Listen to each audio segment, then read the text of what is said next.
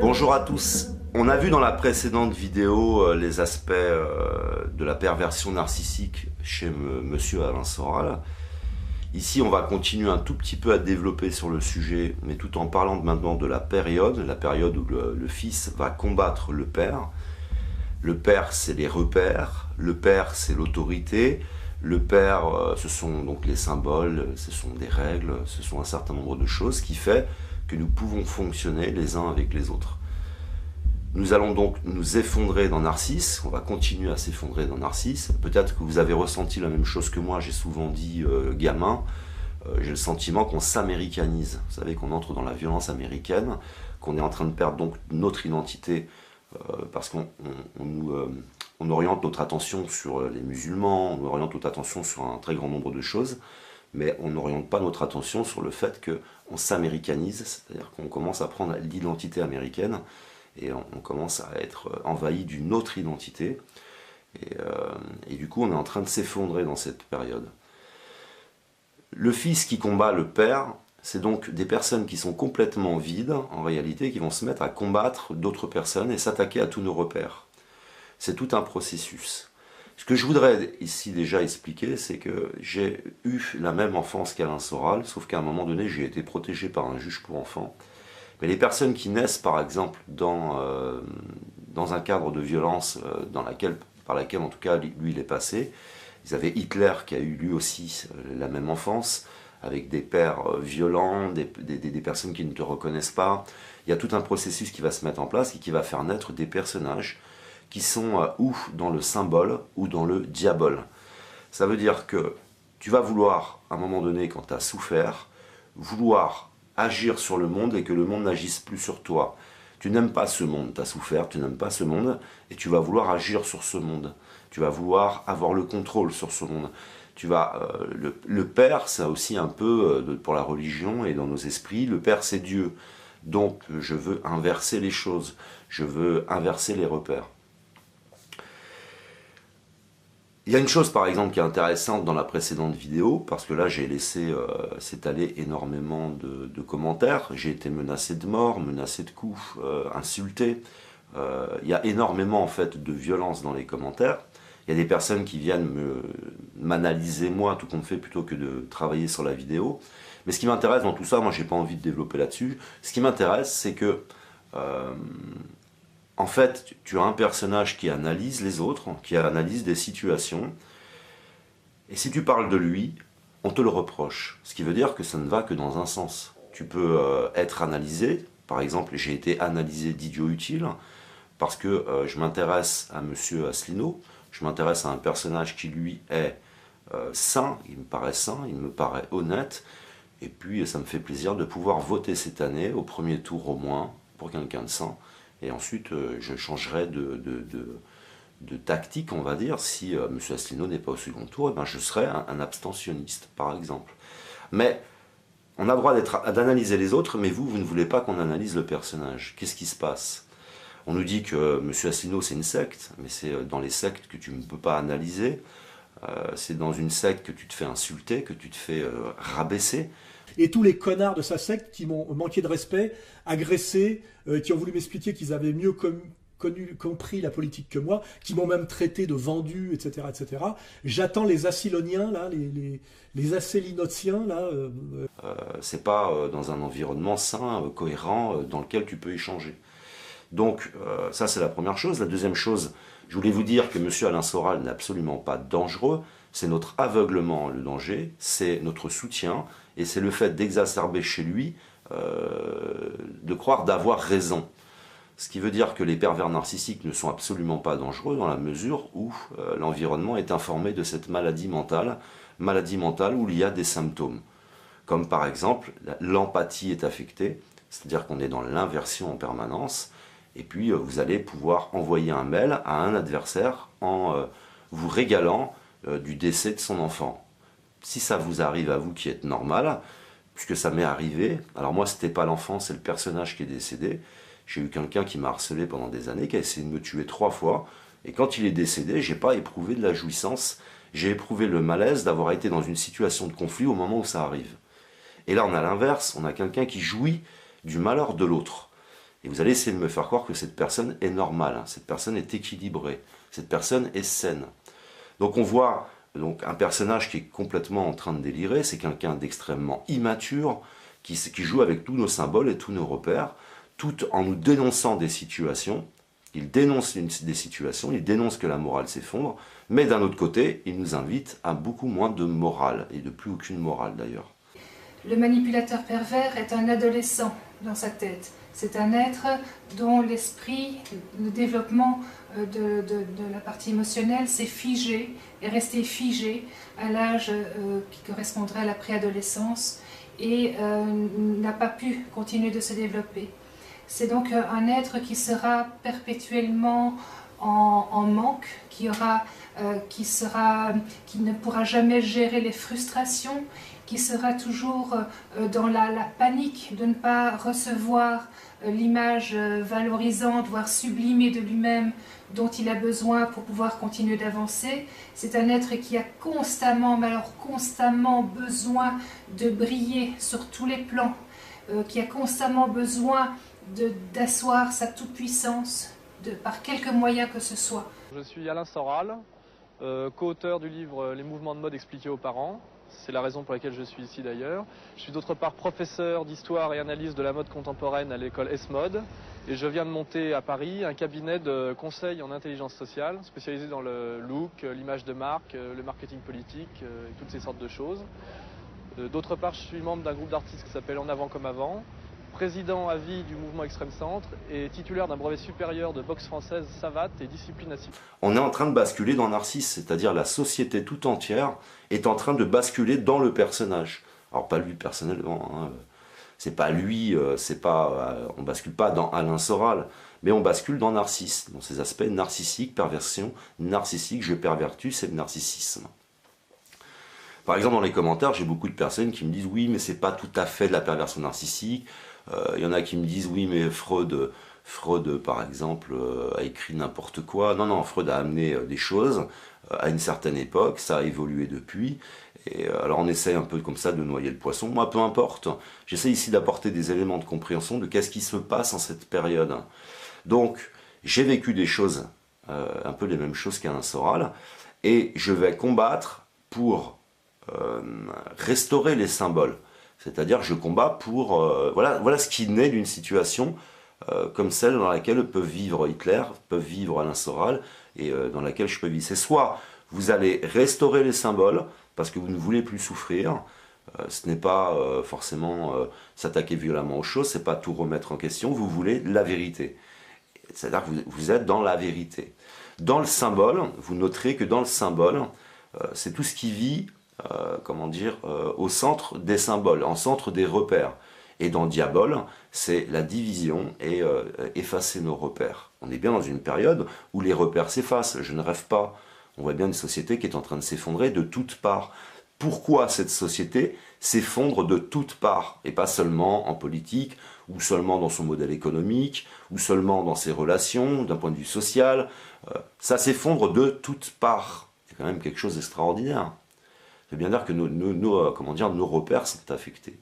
Donc quand on est dans un environnement pervers comme lequel je suis né, j'aurais pu ou soit combattre tous les symboles et amener, à vouloir créer une société complètement nouvelle, avec de l'idéologie, avec... Au nom de la pureté, je suis sûr que tu serais capable de tuer beaucoup de gens, en tout cas de souhaiter leur mort. Mais bien sûr, si on veut sauver la France demain, il faudra tuer quelques personnes, c'est une évidence, oui. Parce que le problème aussi, c'est que vous l'avez sûrement vécu comme moi quand je découvre Monsieur Alain Soral la première fois. Moi j'ai un personnage qui me paraît sain. Je vois des vidéos où il est très calme, très posé, voilà, et puis c'est en fin de compte à force de le connaître, à force de clash, à force de casseroles, hein, à force de balancer des œufs pourris, à un moment donné, je me dis là il y a quelque chose qui ne va pas. Écoutez, tout le monde a été surpris des attaques très violentes de Monsieur Soral contre Jean Bricmont et moi. Et il faut être clair, c'est un peu un fantasme là, hein. L'idée que Jean Bricmont et moi, on contrôlerait les librairies en Belgique et qu'on empêcherait la vente de son livre, Je ne sais pas si c'est une stratégie de marketing, en tout cas, ça me semble ridicule. Voilà. Par ailleurs, je pense que les explications de M. Soral sur son analyse de l'Empire ne sont pas sérieuses et sont même dangereuses dans la mesure où, au lieu d'analyser les raisons économiques et sociales qui font que les États-Unis ou la France ont des politiques comme ça aussi agressives envers les peuples, et Israël qui est leur instrument, ben lui il dit que c'est un problème de religion.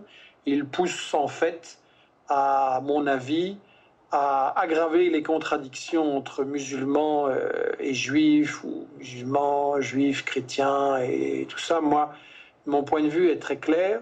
Il ne s'agit pas d'une guerre de religion. La guerre de religion est une affaire privée et je respecte les convictions de chacun. Et pour ma part, le grand problème de notre époque n'est pas un conflit entre religions ou entre religion et pas de religion. Le grand conflit de notre époque, c'est ce que je disais. L'Empire s'est donné pour objectif de recoloniser le monde entier. Ça veut dire condamner les peuples à la misère, à des dictateurs et à des guerres sans fin. Et face à cette stratégie de l'Empire, de quoi avons-nous besoin? D'unité, pas de chamaillerie. Nous avons besoin d'unité entre les musulmans, les chrétiens, les juifs qui ne sont pas pour le sionisme d'Israël, qui ne sont pas pour la guerre et qui se battent justement pour l'égalité et pour le respect des droits des Palestiniens, et aussi les non-croyants dont je suis. Et je pense que tous ces courants, nous devons nous unir ensemble pour résister à l'Empire et pas commencer à lancer des querelles qui nous divisent. Mais je n'ai pas, dès que j'ai commencé ma chaîne sur la perversion narcissique, commencé par des chaînes sur Alain Soral. Je ne m'intéressais pas. Il me paraissait intéressant d'ailleurs qu'il y ait des personnes comme lui. Mais à la fin, tu t'aperçois qu'en réalité, puisqu'on me reproche la quantité, on me dit que toi, qu'est-ce que tu as fait?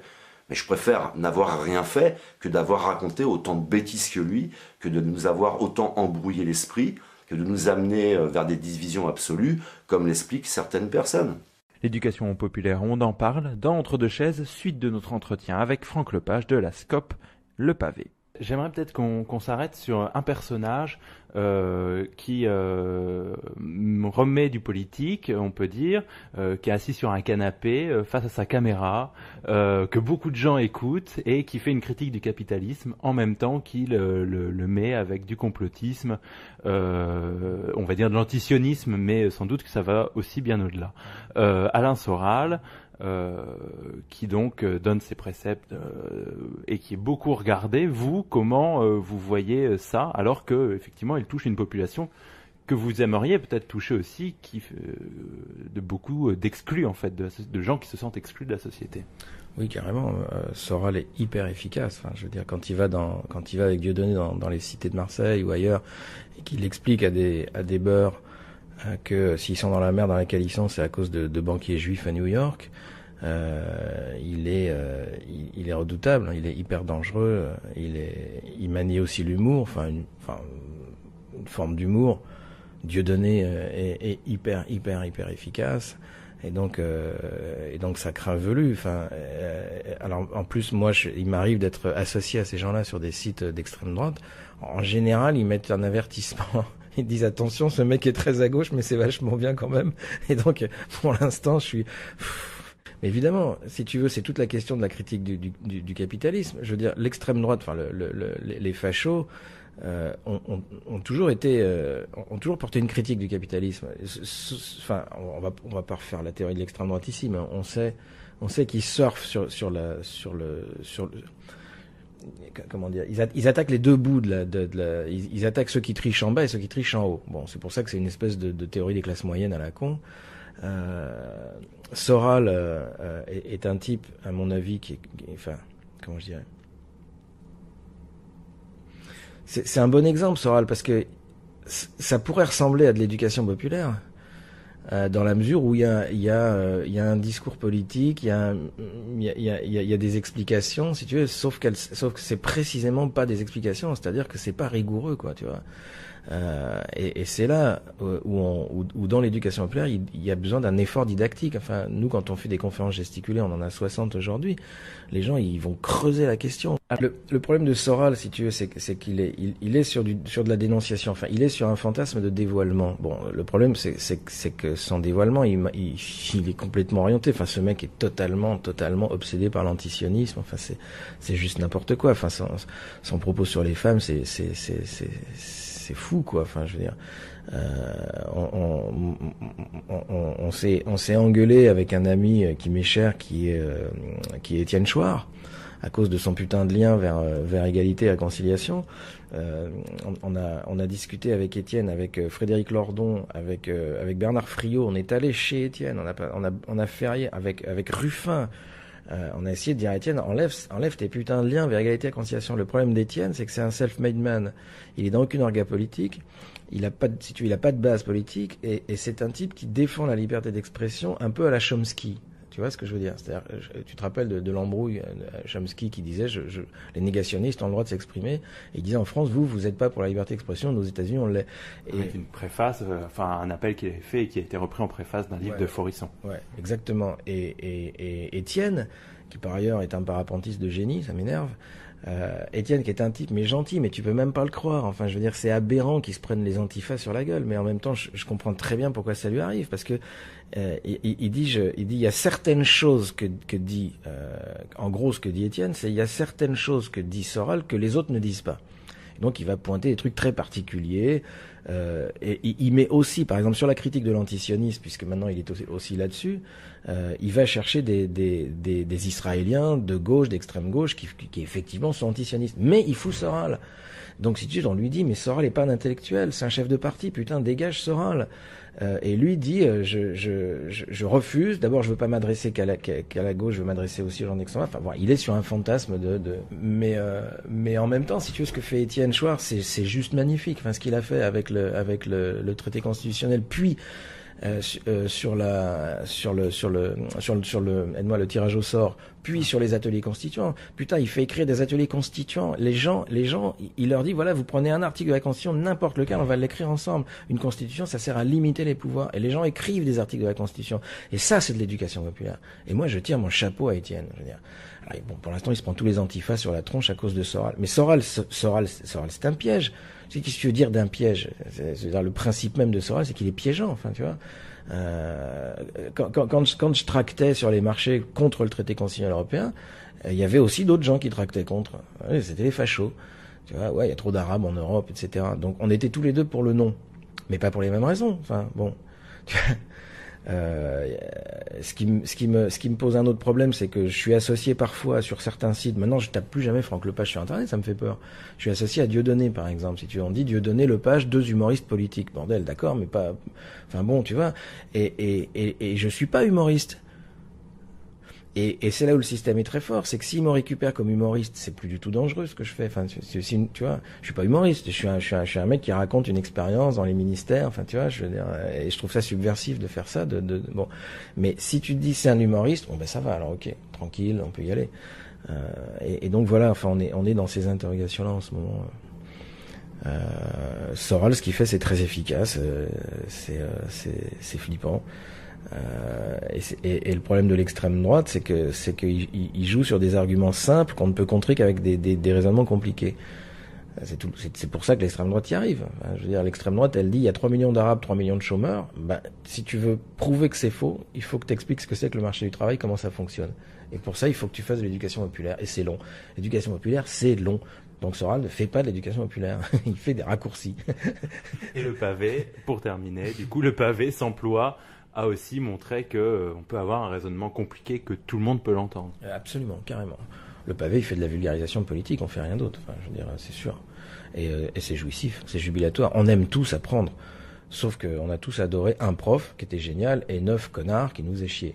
Donc, nous, on est des bons profs. Voilà. Donc, il ne s'agit pas de la quantité. Mais d'ailleurs, M. Roland Gori l'explique ça. On est dans une période où, par exemple, je discutais là dernièrement avec quelqu'un qui me disait les pommes, il y a 50 ans, elles avaient une valeur nutritive. Et aujourd'hui, n'ont plus cette valeur. Mais nos acteurs politiques avaient une valeur nutritive et non plus cette valeur. Tout est en train de s'effondrer de façon multidimensionnelle et de tous les côtés. Et donc, si un personnage naît dans le cadre de la perversion narcissique,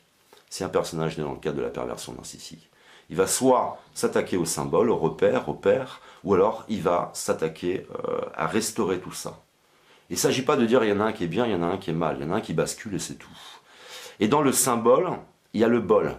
Et dans le symbole, il y a le Graal. Le Graal, c'est là où va se mélanger votre aspect masculin et votre aspect féminin.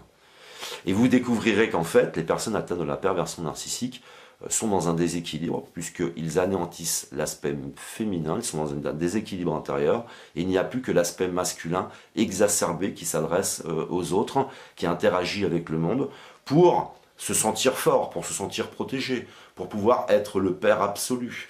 Narcissiques ou pervers tout court sont des personnes qui sont très dans le masculin. Ça veut dire quoi, très dans le masculin? C'est des personnes qui sont très dans le matériel, qui sont très, on dit pas très, qui sont hyper, plus, trop, qui sont comme ça, qui sont beaucoup dans le matériel, qui sont beaucoup dans l'action, qui sont beaucoup dans tout ce qui est rationnel, tout ce qui est cartésien et tout ce qui est terre à terre.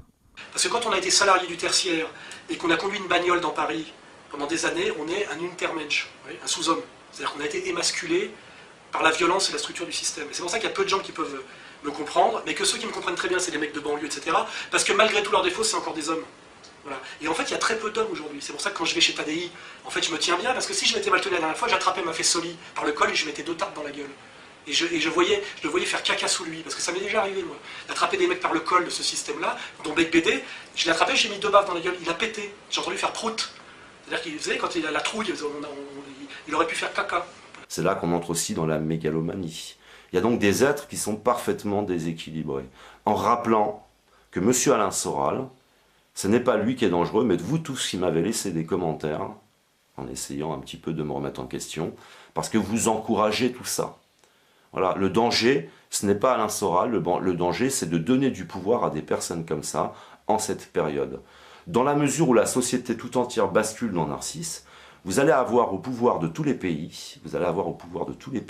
des personnes comme Alain Soral, comme Marine Le Pen, comme Donald Trump. Vous voyez, ils s'aiment en plus entre eux, hein, ils sont contents qu'ils soient passés au pouvoir.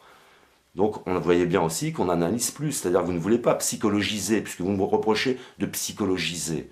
En attendant, je psychologise, mais j'annonce les choses à l'avance et les choses se réalisent.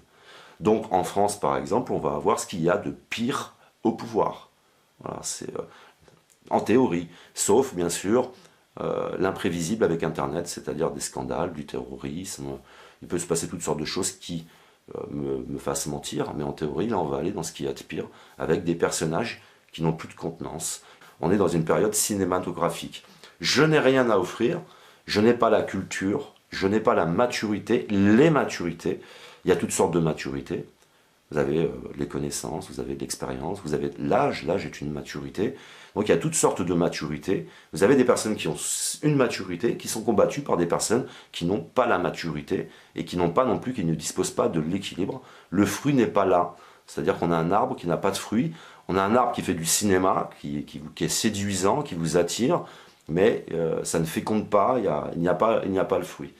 Donc, au gouvernement, nous allons avoir l'état psychique, en fin de compte, de la population. C'est-à-dire que c'est à partir de la pensée qu'on met en place une certaine réalité, on met en place des choses.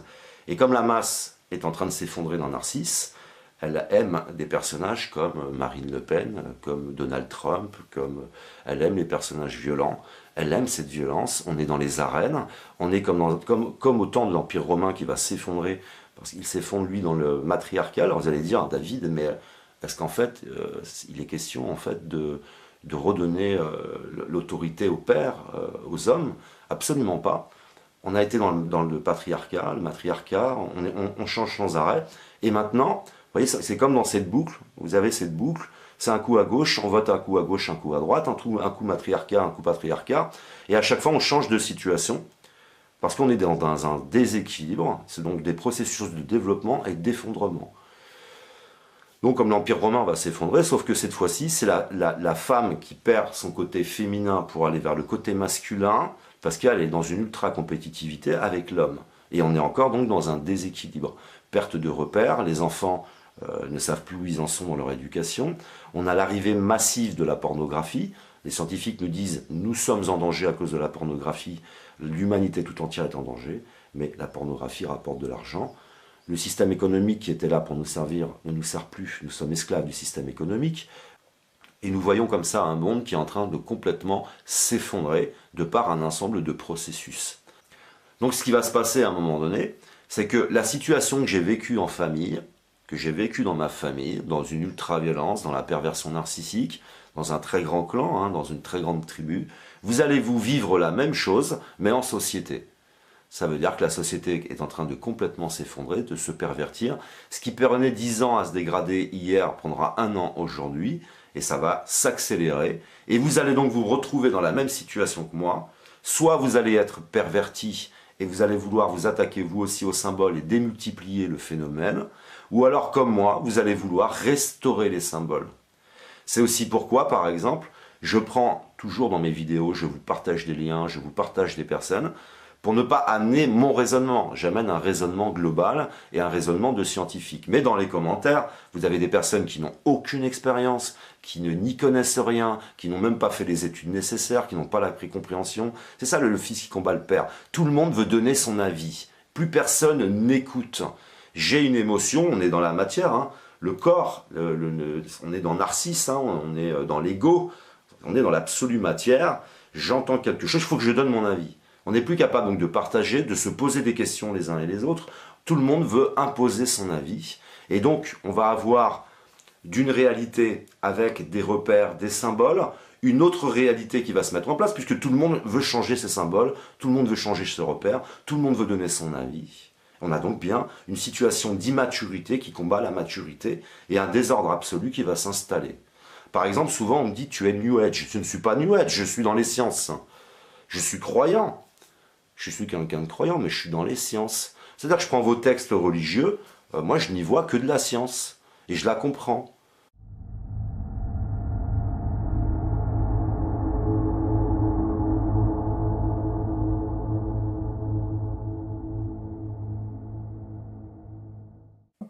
De répandre la bonne parole. Gageons que ce ne sera pas la bonne parole psychanalytique. Gageons que ce ne sera pas la peste, comme l'a déclaré Freud à Jung quand ils sont arrivés à New York, mais qu'au contraire, cette bonne parole servira à débusquer le mal. Le mal, en ce début du XXIe siècle, s'appelle perversion narcissique. La perversion narcissique n'est pas apparue de manière spontanée.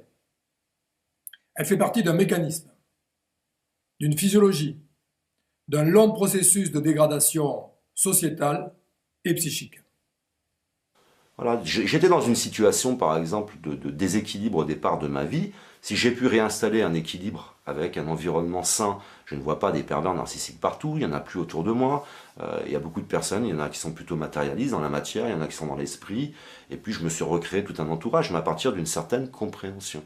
Donc vous allez tous vivre maintenant ce que j'ai vécu durant mon enfance, dans un monde complètement incohérent, complètement dingue, qui va vous amener non pas au niveau animal, c'est-à-dire comme je l'expliquais, je suis un passionné d'éthologie, j'ai donc observé de nombreuses espèces. Si par exemple tu fais vivre un poulain au milieu d'un groupe, qui va avoir une vie sociale, il aura un certain comportement. Et si tu prends un poulain, tu le fais naître et tu le fais vivre uniquement entouré d'êtres humains et dans la violence, il aura un autre comportement. Ça s'appelle de l'éthologie et nous sommes faits de cette dimension. Nous pouvons nous observer et voir quelles sont les choses qui ont une influence sur nous, de quelle manière ça fonctionne, essayer de comprendre.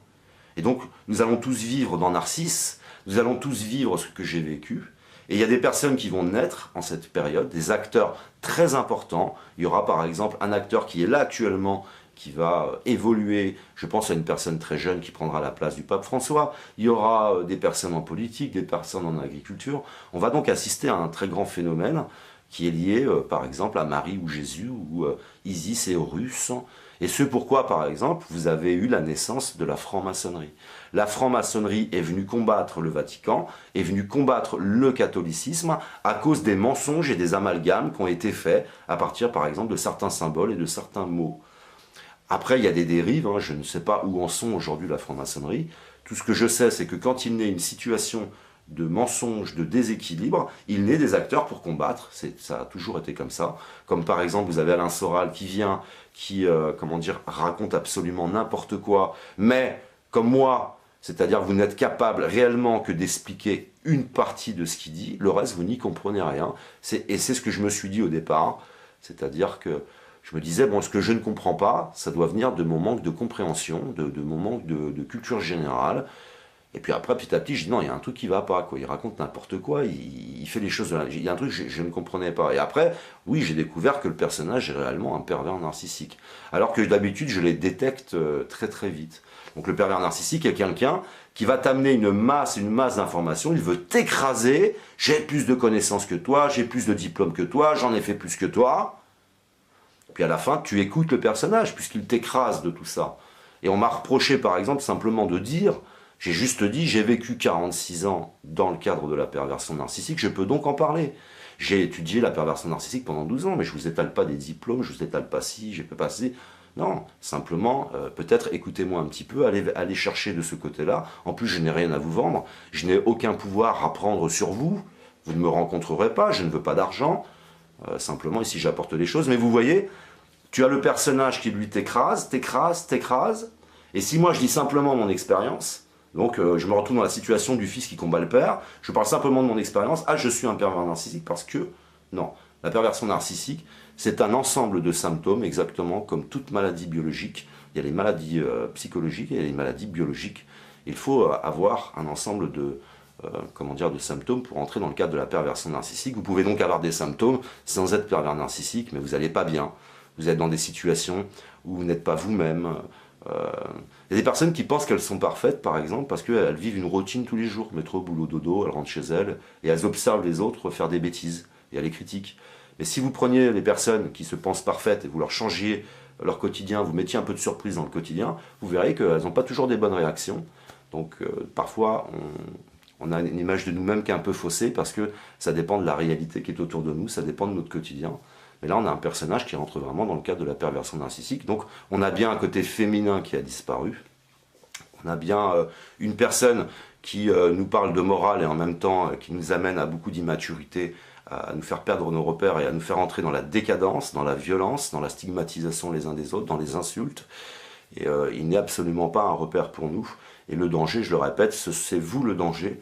Parce que si Alain Soral, vous lui dites « Alain Soral, tu déconnes », si vous dites « Ah, Monsieur Macron, tu déconnes », si vous dites à tous ces enfants, ces personnes complètement immatures, qui n'ont pas la maturité, qui sont dans des problématiques, en fin de compte, de construction du psychisme, « Arrête tes conneries, tu es en train de déconner », vous allez aider ces personnes, et vous allez empêcher aussi qu'ils prennent du pouvoir. Mais forcément, vous le savez, hein, c'est comme une recette, tout doit être là pour que ça prenne. Et comme on bascule dans Narcisse, forcément ces personnages-là ont toute leur place dans ce monde et ont toute capacité de prendre le pouvoir à un moment donné.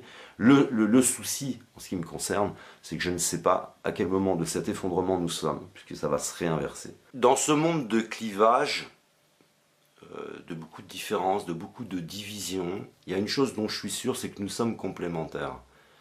Mais il y a aussi une autre chose dont je suis sûr, c'est que le chrétien, pas tous, aimeraient bien que le musulman devienne chrétien. Le musulman, pas tous, aimeraient bien que le chrétien devienne musulman.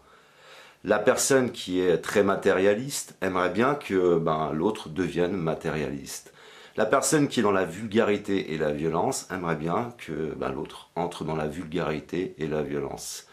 Pour que ça se fasse, il faut effacer tous nos repères, s'attaquer à tous nos repères, faire du mal le bien, le mal, donc on pourrait l'écrire de différentes façons, le mal, et essayer comme ça de nous pervertir. Donc on va créer des héros, on va changer tous nos repères, c'est du cinéma, tout ça est une grande comédie, nos repères s'effondrent et à partir de là on peut épouser une autre attitude et puis devenir nous-mêmes vulgaires, devenir nous-mêmes violents, parce que la vulgarité c'est aussi la façon vulgaire d'approcher l'autre, d'approcher des situations. Mais il y a toujours eu ce combat entre le bien et le mal. Et donc pour ça, il faut transformer le mal en bien, faire de la vulgarité, de la violence, faire d'un homme qui va perdre son côté féminin quelque chose d'extraordinaire pour nous séduire. Et dans Diabol, il y a aussi donc diviser les symboles, diviser nos repères, s'attaquer aux repères, le père, perversion narcissique, etc., etc. Vous voyez que tout absolument se rejoint. Donc le but de cette vidéo, c'est vous parler en fin de compte de processus qui sont des sciences. Essayez pour la prochaine vidéo, je vais vous comparer, comment dire, l'Union européenne à la perversion narcissique. Si vous voulez comprendre, n'hésitez pas à vous abonner, puisque forcément, comme on a basculé dans Narcisse, comme on a basculé dans la matière, on a des personnages.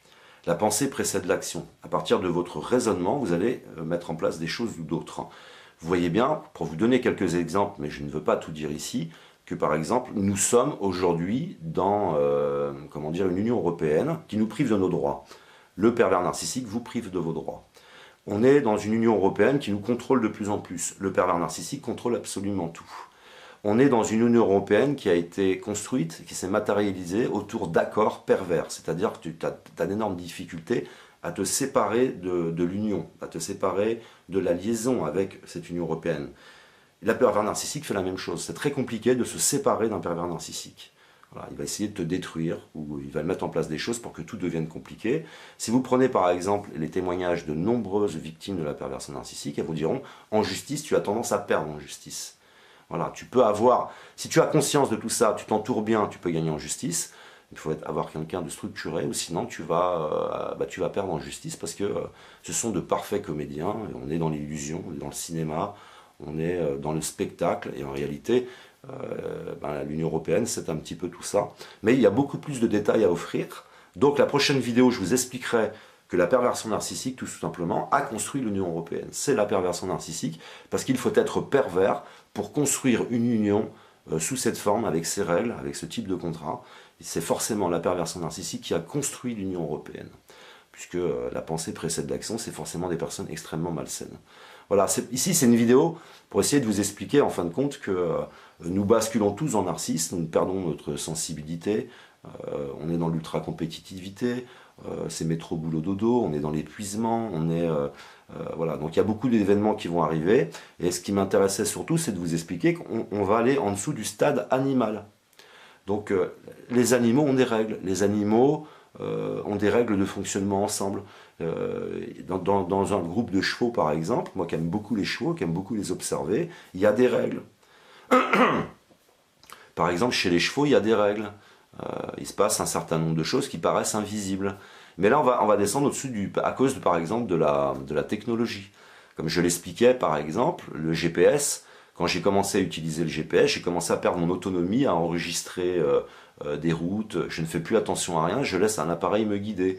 Et vous prenez par exemple la télévision, c'est le GPS menteur, qui va vous demander de voter à gauche, de voter à droite. Voilà, on est en train de perdre notre autonomie, on est en train de s'effondrer dans la matière, et on va avoir des êtres à la fin pires que des animaux, parce que les animaux ne sont pas incohérents. Les animaux ont un certain programme qui leur permet de fonctionner, puis d'essayer de maintenir un équilibre entre les espèces. Il y a tout un équilibre, toute une construction de quelque chose, d'un programme. Mais nous, à la différence des animaux, le programme est complètement affecté. Et on va entrer dans une très très grande violence les uns avec les autres. Voilà, je vous remercie de m'avoir écouté. Je vous retrouve donc après dans une prochaine vidéo sur l'Union européenne et la perversion narcissique. Essayer d'expliquer comment s'est faite l'Union européenne, à partir de quel état d'esprit, en vous amenant tous les éléments de correspondance qui correspondent à la perversion narcissique. Voilà, merci de m'avoir écouté, je vous aime, que l'amour soit avec vous, et à une prochaine vidéo. Vous allez voir que la Bible et le Coran dénoncent la perversion narcissique au travers à la fois de l'imagerie judéo-chrétienne, mais également dans ce que les musulmans appellent les hadiths. Derrière ces imageries judéo-chrétiennes et ces hadiths se cache une vérité scientifique, ce qui veut dire que ces écritures sont porteuses du verbe juste, mais dans le sens de makrou, de l'Égypte ancienne, makrou, c'est-à-dire le verbe juste, de Mat, la déesse Mat, fille de Thoth, qui justement est déesse de la justice. Derrière ces hadiths, la sunna, se cachent, on peut le dire d'une certaine manière, des prophéties, mais surtout, comme je viens de vous le dire, une logique scientifique, ce qui tente à prouver qu'au travers de cette écriture, il y a un véritable savoir, un savoir scientifique, les mêmes causes produisant toujours les mêmes effets. Je n'ai pas vous citer tous les hadiths qui annoncent l'heure, ce qui est appelé la fin du temps. La fin des temps, c'est aussi le jugement dernier, dans la parabole judéo-chrétienne. C'est aussi le jugement dernier dans l'Égypte ancienne. Ces signes sont nombreux, les signes majeurs. Je ne vous en citerai que quelques-uns. Et d'abord, le tout premier, le soleil se lèvera à l'ouest pour se coucher à l'est. L'heure n'arrivera que lorsque se produira ce phénomène. On peut évidemment l'interpréter d'une manière littérale, et pourquoi pas, il s'agit là d'inversion de pôles, et dans cette logique-là, ce sont les pôles magnétiques terrestres, c'est possible. Beaucoup de croyants musulmans pensent que c'est un fait avéré, que cela se déroulera ainsi. Mais on peut aussi le voir, et on peut le voir également d'une manière, je dirais, symbolique, à savoir le fait que si le soleil se lève à l'ouest pour se coucher à l'est, il y a là une inversion, cette fois-ci non pas des pôles magnétiques, mais une inversion des pôles psychiques. Et là on parle bien sûr déjà de perversion, parce que la perversion, c'est une physiologie dans laquelle il y a inversion des pôles psychiques. Je vous avais parlé d'une même montagne avec deux versants. C'est une écriture qui se fait simultanément, l'objet de haine et l'objet d'amour. Et bien là, il y a inversion des pôles, il y a inversion de la loi. L'individu, s'exprime d'une manière différente, à l'envers de la loi. Et souvent la loi, c'est le père. C'est donc des comportements à l'envers du père, contraires au père, qui veulent tuer symboliquement le père. Et parfois, ça va au-delà du symbolique, puisque le meurtre peut avoir lieu dans des formes ensuite de radicalisation. Je ne vais vous citer que quelques hadiths, parce qu'ils sont nombreux. Et je ne veux pas consacrer la vidéo à un exposé sur les hadiths, sur la sunna. Je ne suis pas assez compétent pour le faire. Mais en tout cas, prendre ces trois exemples pour bien montrer que la perversion narcissique est bien débusquée, elle est bien annoncée dans le Coran. Et vous le verrez également dans la Bible et dans l'imagerie judéo-chrétienne. Les liens du sang seront rompus au moment de l'heure. L'heure, le jugement dernier, la fin du monde. Les liens du sang seront rompus. Cela pose évidemment le problème de la filiation. Nos sociétés modernes en sont là. Plus de filiation. Ça concerne bien sûr le fait qu'il y a implosion de la famille, explosion des valeurs familiales. Il manque un père ou il manque une mère. Je vous l'ai déjà dit, qu'ils soient présents ou pas présents, parce que même père et mère présents peuvent être absents, c'est-à-dire ne regarder qu'eux et ne pas s'intéresser aux enfants. Donc, rupture de la filiation. Mais elle existe sur le plan familial, cette rupture de la filiation. Elle existe également sur le plan professionnel. Souvenons-nous du compagnonnage au Moyen-Âge. Il existe encore des compagnons, heureusement. Il y a un véritable savoir qui doit être perpétré de l'apprenti à l'ouvrier et de l'ouvrier au maître. Tout ne se chiffre pas en argent. Ce savoir est important parce que là aussi il s'agit de filiation, transmettre le savoir. Mais c'est aussi une manière de construire l'âme individuelle, de l'enrichir, de la canaliser, d'éviter les errances. des jeunes errants, qui n'ont pas de père, qui n'ont pas d'encadrement professionnel, et qui vont forcément suivre la voie de la radicalisation. La voie de la radicalisation, c'est l'opposition au père, c'est ce que Freud dénonce dans le complexe d'Oedipe, le meurtre symbolique, qui, comme je vous l'ai déjà dit, peut aller jusqu'au meurtre réel dans les formes de radicalisation telles que nous les connaissons aujourd'hui. Autre hadith, les gens n'occuperont plus la place qu'ils méritent. Les mauvaises personnes seront honorées, alors que les bonnes seront délaissées. Et on parlera beaucoup.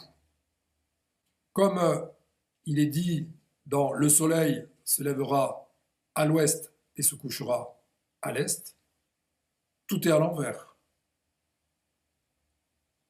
L'orgueil triomphe. Dans l'imagerie judéo-chrétienne, cet orgueil est assimilable à Satan. Satan qui ne fait qu'illustrer le complexe d'Oedipe, c'est-à-dire l'enfant qui s'oppose au père, celui qui veut commettre le meurtre symbolique, celui qui prend le pouvoir à tout prix, celui qui se substitue, quitte à écraser les autres, pour se faire valoir, car il est en manque de reconnaissance. Le pervers narcissique va s'engouffrer dans toutes ses voies, tant sur le plan familial que sur le plan professionnel, sur le plan social, et nous le voyons aussi sur le plan politique. Pour se mettre en valeur, ils vont donc écraser les autres. Le pervers narcissique n'existe qu'en écrasant les autres, c'est-à-dire en se construisant, en s'adossant aux autres. Cela entraîne bien sûr des sentiments d'humiliation, de haine, de rejet, d'abandon, d'injustice. Ce que dénonce Lise Bourbeau, je vous l'ai déjà dit X fois, dans son ouvrage sur les 5 blessures de l'âme. Un autre hadith, enfin, l'heure n'arrivera pas tant que ne surviendra pas le Hajj. Les disciples du prophète interrogeaient celui-ci pour lui demander ce qu'il entendait par Hajj. Il répondit, le meurtre, le meurtre. L'heure n'arrivera pas, en effet, tant que ne surviendra pas une époque où l'assassin ne saura pas pourquoi il tue et la victime pourquoi elle a été tuée. On est ici dans un schéma que l'on connaît bien actuellement. Le meurtre, si je puis dire, gratuit, au nom d'une entité, un drapeau, peu importe, il s'agit là d'un prétexte, car nous voyons bien que l'agent principal de ces meurtres, c'est la perversion narcissique, le logiciel pervers narcissique, qui pousse l'individu dans sa forme de radicalisation à tuer le père, tuer l'autorité et s'en prendre à une victime désignée, quelle qu'elle soit. Quelle qu'elle soit, la victime ne sait pas pourquoi elle a été tuée, parce qu'elle est tuée au nom d'un processus, tuée au nom d'une pathologie, tuée au nom d'un mal-être. C'est le mal-être des individus, c'est le mal-être également d'une société, notre société. Si nous voulons lutter contre la perversion et la radicalisation, eh bien il faut remonter aux sources du mal, et on peut déjà s'appuyer sur Freud, qui donne une piste avec son complexe d'Oedipe, avec Lacan également, avec son concept de la pétrification de l'angoisse, car ça concerne le pervers narcissique, qui va se jeter tout droit, suite à ses angoisses, dans des formes de radicalisation.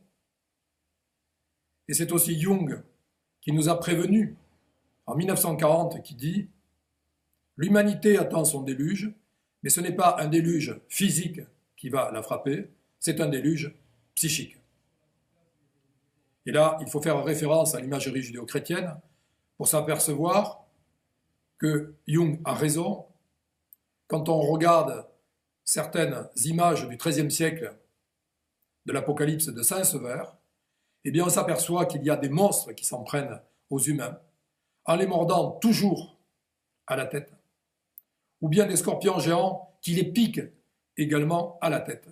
Et ils meurent tous dans des souffrances abominables. Car la souffrance physique, c'est une chose, la souffrance psychique, c'est encore autre chose de terrible. C'est sûrement ce qui est annoncé dans le jugement dernier. Dans l'Égypte ancienne, on en parle. Il s'agit d'un dieu qui s'appelle le dieu Horadki. Ce dieu Horadki, qui est une déclinaison du dieu Horus. Mais vous savez, c'est ce dieu à la tête de faucon qui porte sur sa tête un soleil contenu à l'intérieur d'un cobra royal. Malheur à celui qui est piqué par ce cobra royal, car il contient en lui un venin cosmique. Ce venin cosmique qui a été également détecté par Jung, puisqu'il lui a donné un nom, l'effraction du symbolique. Donc tout ça pour vous dire que ce qui se passe actuellement, la perversion narcissique, les formes de radicalisation, les attentats, tout ça est indiqué non seulement dans le Coran, dans la Bible, l'imagerie judéo-chrétienne, certainement la Torah, mais je ne la connais pas, je ne peux donc pas en parler, et des psychanalystes comme Freud, Jung et Lacan nous donnent les pistes que nous devons suivre si nous voulons nous opposer d'une manière efficace à cette endémie psychique du XXIe siècle. Comme je vous l'ai dit précédemment, perversion narcissique, ce n'est pas une fatalité, c'est un mécanisme, une physiologie à la fois psychique et sociétale. On pourrait parler aussi de cycle, car il s'agit de cycles. Ce sont des cycles qui se terminent, qui s'achèvent. Pour en finir avec cette courte vidéo, je citerai Paul Valéry, qui a dit « Civilisation, nous savons désormais que vous êtes mortels. » Merci de m'avoir écouté. À très bientôt, j'espère. Au revoir.